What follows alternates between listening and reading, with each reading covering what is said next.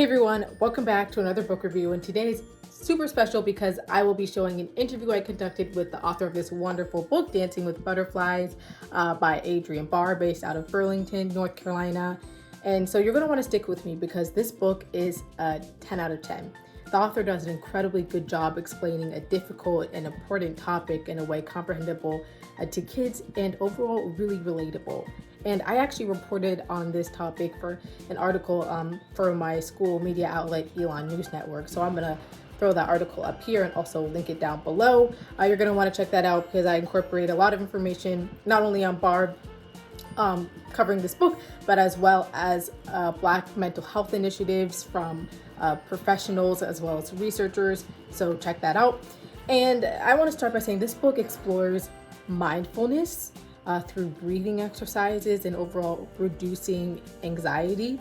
So it incorporates a lot of strategy and coping mechanisms for mental health. So that's really important.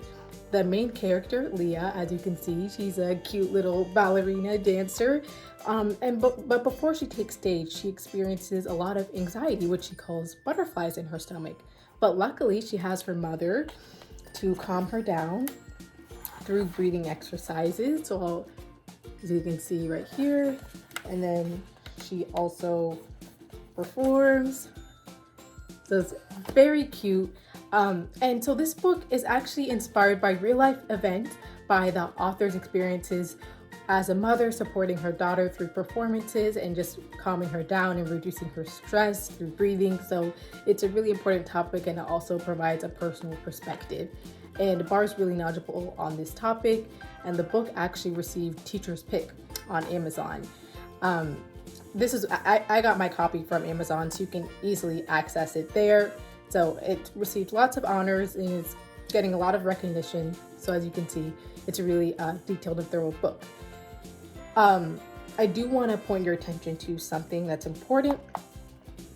So first, I'm just going to read a quick blurb from the back. Designed to educate children and parents on the power of breathing techniques to overcome anxiety, this book encourages African American children to recognize the beauty in body awareness so they can have the confidence to dance their way to their dreams. So that's a cute anecdote. It also speaks to Barr as a mental health advocate, especially for the Black community, really pushing these initiatives and starting to have open conversations about these topics.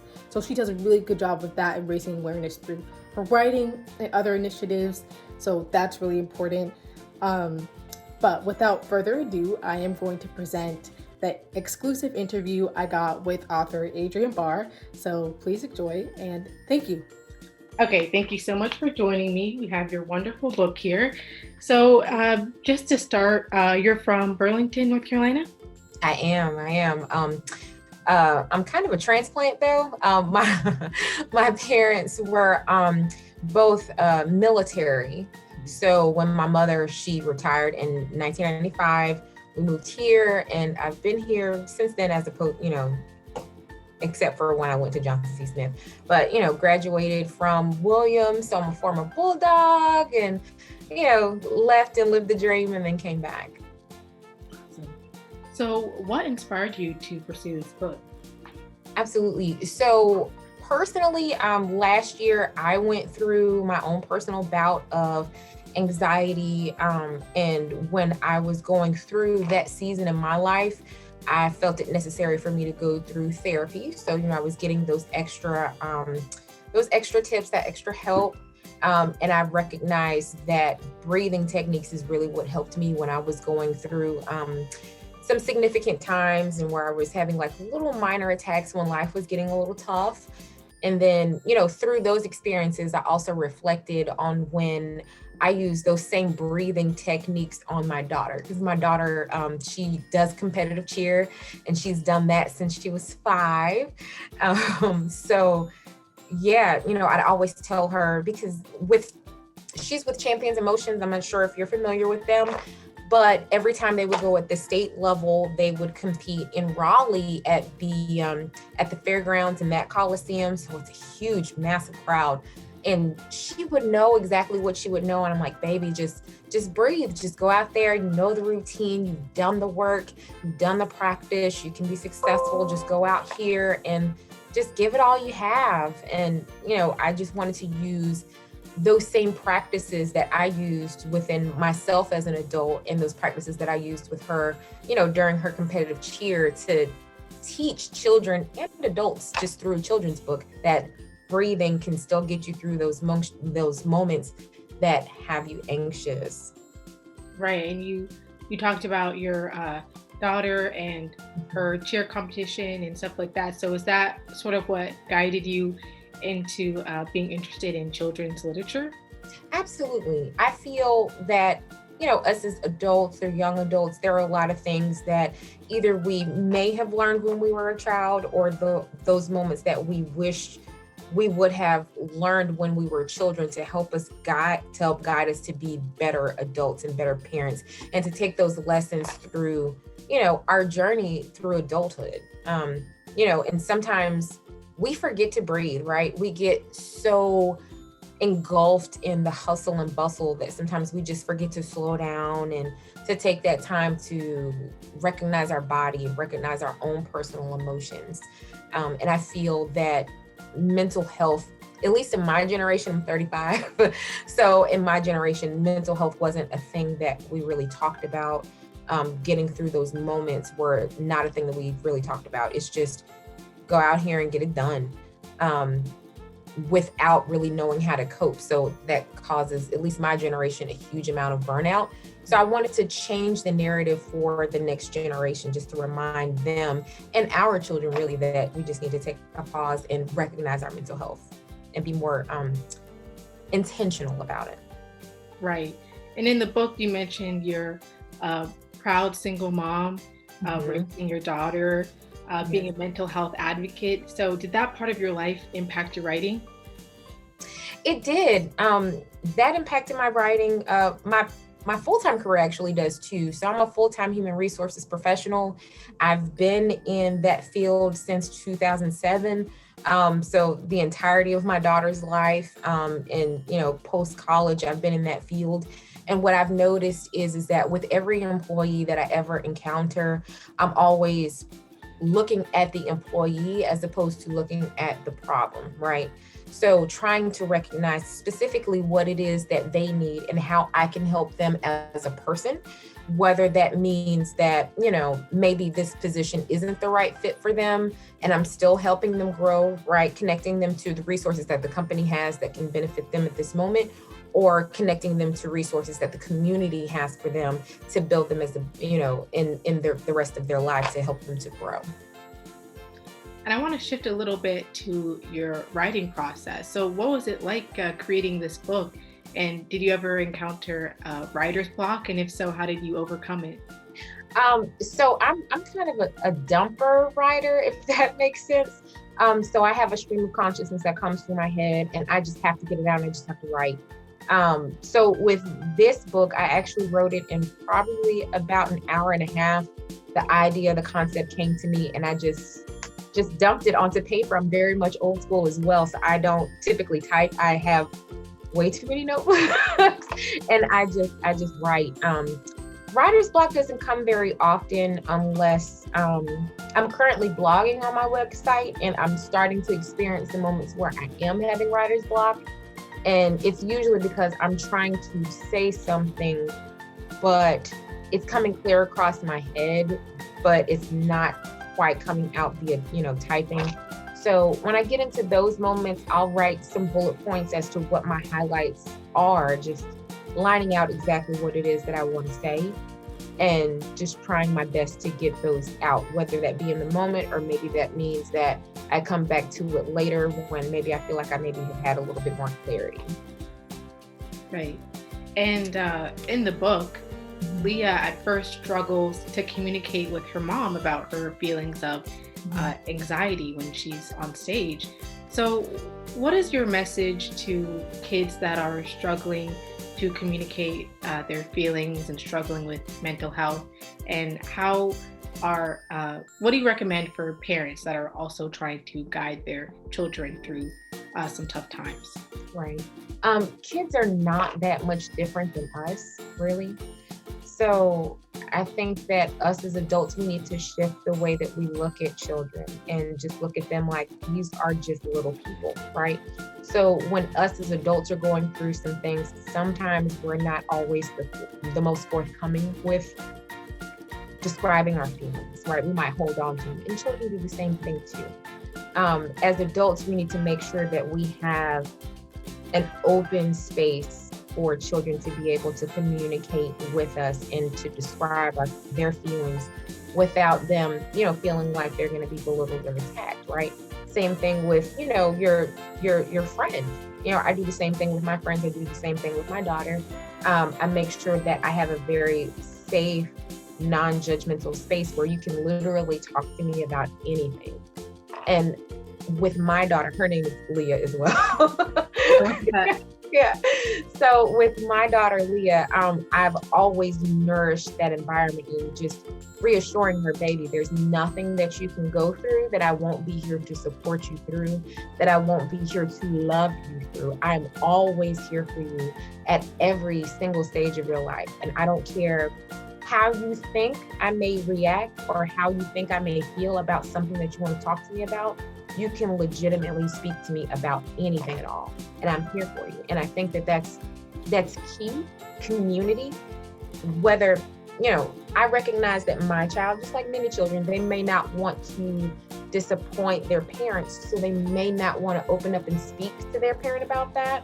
But with that piece of knowledge and knowing that, it's also important to make sure that you have someone in your child's life who is a responsible adult who can have those conversations with your kid on your behalf, right? So for my daughter, I've placed, of course, my mom and my daughter are best friends. They're thick as thieves. Oftentimes they gang up on me, but I know that, if it's not me, Leah always has my mom, or Leah always have one of my best friends that she can talk to. And I know in my heart that they'll give her the best advice possible. And if it's of something that's significant concern that I need to know, then I know that they'll bring it to me. And I didn't even realize this, but Leah, the main character in the book, is inspired off your daughter and her experiences with performing. Mm-hmm.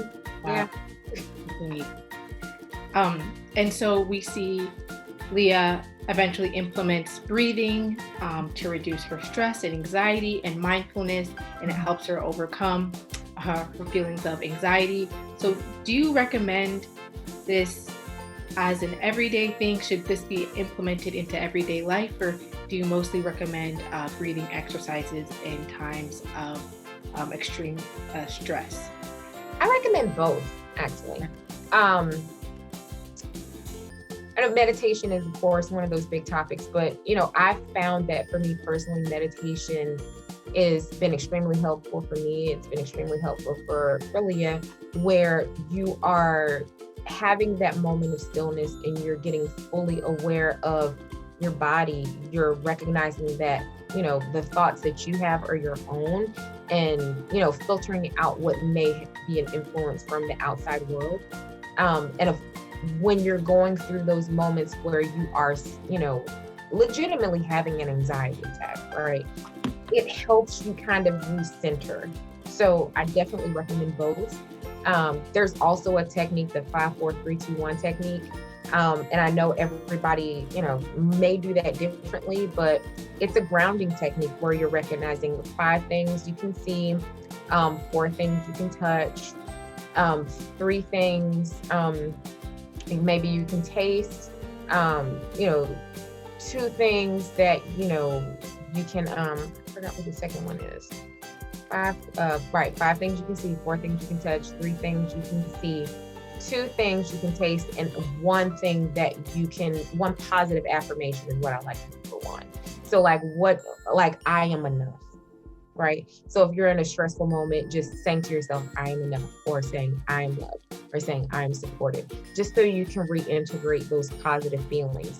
A lot of times when we're going through anxiety, it's us feeling as though we're not enough, or that we're not supported, or that we're not loved in the moment. And it's completely, not true statements that we're telling ourselves in those moments. Right. And we definitely see the positivity come out throughout the book. So So in the back of the book right here, I'm going to Mhm. read off.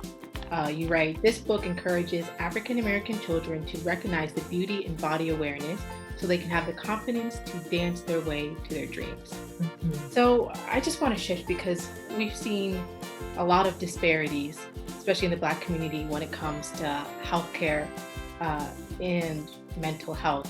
And I'm going to read off a study by the American Psychiatric Association in 2017 that reports only 1 in 3 African Americans who need mental health care receives it. And there are also lots of studies that have shown that the Black community are more at risk for mental health issues. So, as a mental health advocate for the Black community, Mhm. what needs to be done to improve these disparities? I think that first and foremost, us as a community, we need to have more conversations about it and be more open about it and less judgmental about it. It's tough because our community, we may recognize that someone in our life may need more help. And I really hate to say this, but we will encourage them to pray through it. And I think that that in itself is a beautiful thing, but it's also a part of the problem, you know? So I'm a full believer in faith without works is dead, right? So I can pray my way through a situation, but if I don't move my feet to get the help that I actually need, then I'm not seeking all of the help. So if you feel like someone in your life is going through something, I almost feel like telling them to pray through it and then stopping that statement is doing them a disservice. Us as a community, we place everything on religion, but we don't really have those conversations where we need to go to the doctor to take care of our overall health, mental health included. The Bible, it is the perfect book, and I'm a full believer in the Bible. I'm a Christian, but I also believe that the good Lord placed every human on this earth to be a helpmate to one another. And we do have mental health professionals as human beings to help us get through those thresholds. So I think we just need to have that open judgmental place to have those conversations and then to encourage each other if it's so severe to go ahead and go get that help. And right now we're in an interesting place where although we're more connected than we have ever been before as human beings, that sense of community is separated. It stops at social media, but then after you've done with Facebook and Instagram and Twitter and whatever, you're in a space where you're alone and some people may not have anyone to talk to you. And that's something that our grandparents may have had. They had someone that they could speak with and it could be confidential and they were their helpmates. And a lot of people don't have that right now, which is incredibly sad. And I think that that's what's actually fueling our issues with mental health in the Black community. And so the thing about your book is you introduce the mindfulness and breathing exercises, which anyone can access anywhere, and it doesn't necessarily depend on getting resources or healthcare systems. So for people that are lower income, specifically the Black community who might not have equal resources to mental health care, would you recommend mindfulness and breathing as a start to treating some of these problems? I definitely recommend it. And there are some free resources. A lot of times when there are a lot of resources that maybe we don't even think about, right? So of course you can go to YouTube, you can, listen to some sound baths, you can go through some meditations of various topics. And, meditation doesn't look like the same thing for everyone, right? There's walking meditations, dance can be a meditation, right? Because you're releasing those endorphins and you're making yourself feel better. It could be really anything, but of course use those free resources. But if you're employed, a lot of times your employer has the EAP program, the Employee Assistance Program, and that is also there for you as a mental health aid too.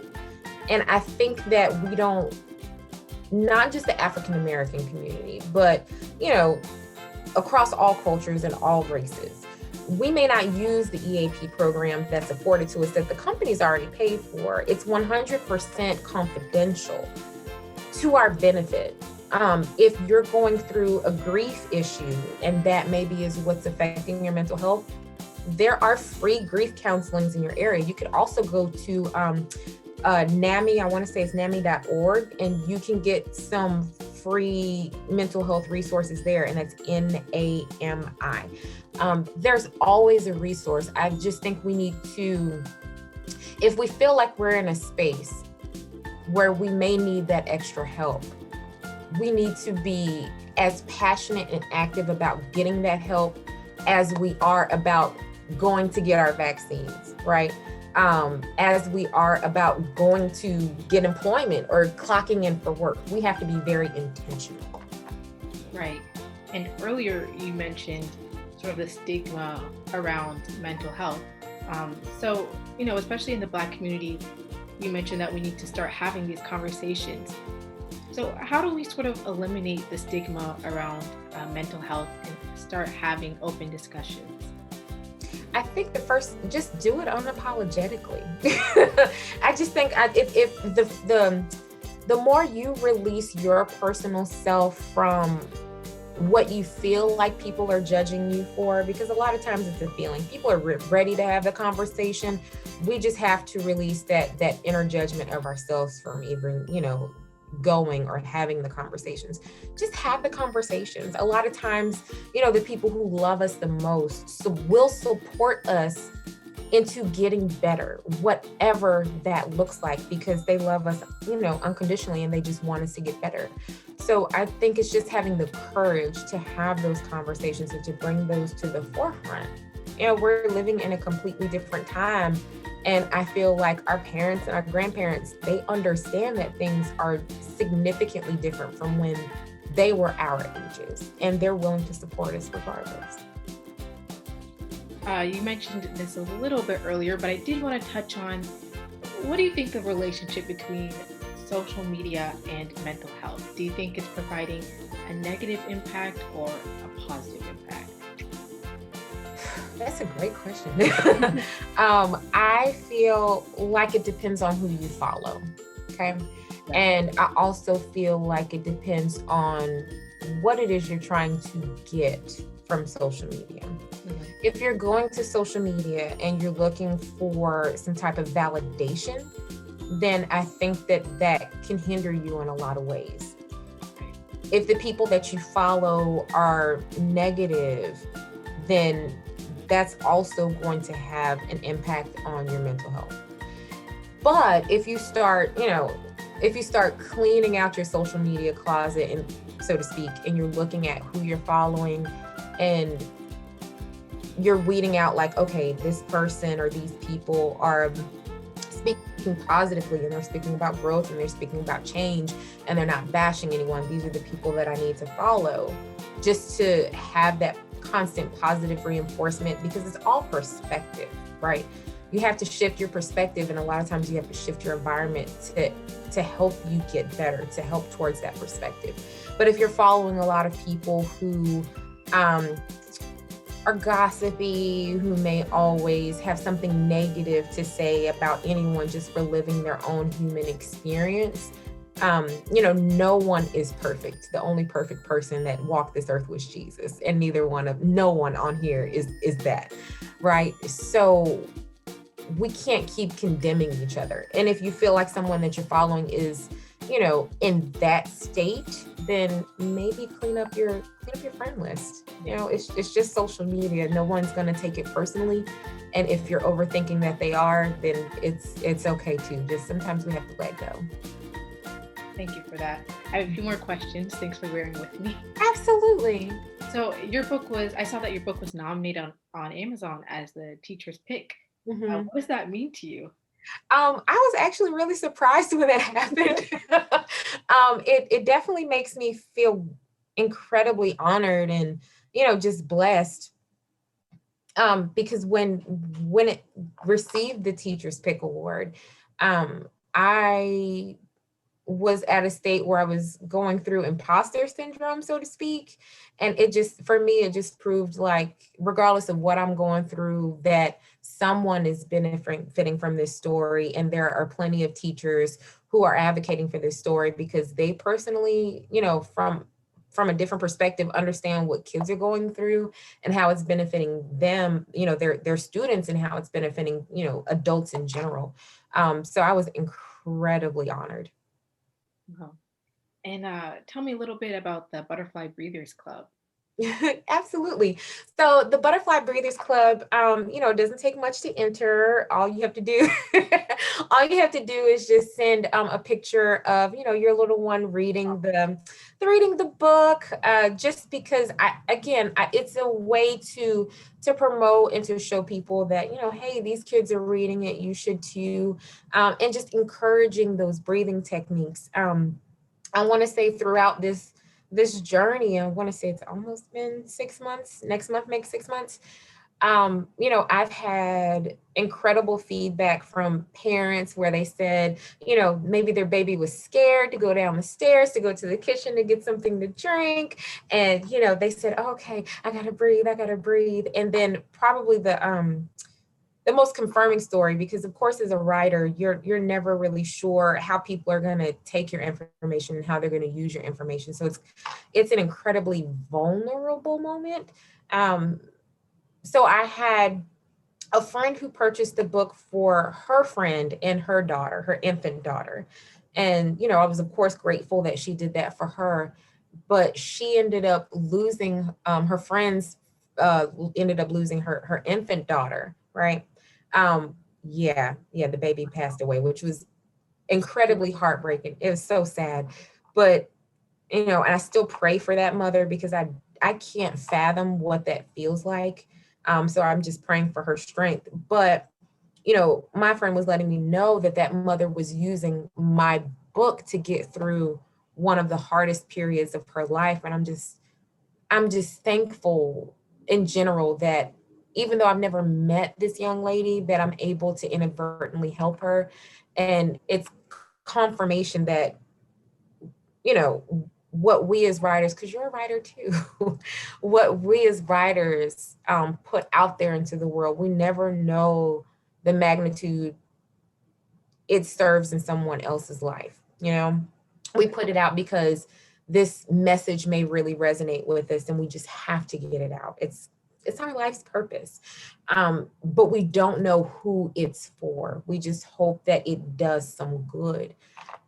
And this book and having those conversations in general, it's necessary in a time where adults and children are more stressed than they ever have been. Even before COVID, we were more stressed and more anxious than we ever have been. And then you insert COVID, and then you insert, financial instability, and then you insert, things that are going on with with politics. There's a lot of reason for people to be up in arms, for them to be extra stressed, and for them to be anxious. So I really am grateful that I'm really grateful that I did what I should have done, that I was just obedient. Because this is the first work that I've ever shared publicly. So I'm grateful that I was obedient. Oh, thank you so much for sharing that. Mhm. And, as a mom, I'm sure Leah was so proud to see this book really come to light. So, what was her reaction? Her, I love my daughter. She is hilarious. She's interesting. So she's like, "Oh, we gonna be famous," and I'm like, "Girl, I don't know." But her sense of humor is incredible, and she was, a huge supporter from the beginning. But Leah, she loves to draw, so she's 13. She'll be 14 in 4 days, which that's crazy to say. Excuse me, 3 days. I'm in an interview. It's the 15th. She's right, 3 days. So she's incredibly supportive, and she looked at the illustrations, and I asked for her feedback. And before I even published the book, when it was still just a bunch of scribble scrabble in my horrible handwriting in my notebook, I let her read it, and I got her approval first, and she said, yeah, you can put this out here. I'm good with that. So just having her support and just letting her see it come to fruition. It's just reinforcing everything that I've ever taught her. You can be responsible and you can still live your dreams regardless of what your circumstances are. Well, happy early birthday to Leah. That's great. I will let her know she ran away. And so my last question is, what's in store for you in the future as an author, mental health advocate, just your career in general? um, so I'm a huge creative. So I get a lot of ideas. My website, it has clothing design. I've I've created an activity book, which it must be pretty good because Leah stole the hard copy that I had set up to show today. um, and I have a couple of other books down the pipeline, and then with the blog, I don't want to limit myself into a specific, niche. So I don't want to say that, children's book writing is the only thing that I'm going to do. Mhm. When I was in college, I wanted to do post-production for film. That was my passion. I absolutely adore visuals and I love putting things together, which is interestingly enough, which is why children's book writing is a really good fit. Um, I love self-promoting and the things that I could do from my phone. If you look at my Facebook or my Instagram, my Facebook is author Adrienne Barr, and my Instagram is Dreenie_Nicole, and that's DREANIE_NICOLE. Every piece of advertisement that I had, I did it from my iPhone, and it really took it really took me back to my roots. It's like, oh my God, this feels so good. So I want to keep my options open and I just want to explore the full realms of my creativity. Wow. So I just want to leave you if you have any last um, anything to say, any last comments or anything like that for me at all. Absolutely. Obviously you're a writer too. And I just want you and every other writer and every person to just, don't doubt yourself and just to go forth, and just know that, like I said earlier, your works aren't just for you. And even if it's a topic piece, where it's, hitting maybe a hot topic item, that it's not just for you, that someone is going to need that. Like I said earlier, it's not our business to know how they need it, but just know that if you feel something in your soul that has to be written, it's for a purpose that's even higher than we can fathom. So keep writing, try to write daily, believe in yourself. And even if some people don't agree, there's always a platform where you can you know, get that energy out and just put it out there into the world. That way someone who needs it can see it. So for sure. And of course, always first and foremost, make sure that you take care of your mental health and don't let anyone stop you from doing that because sometimes that happens.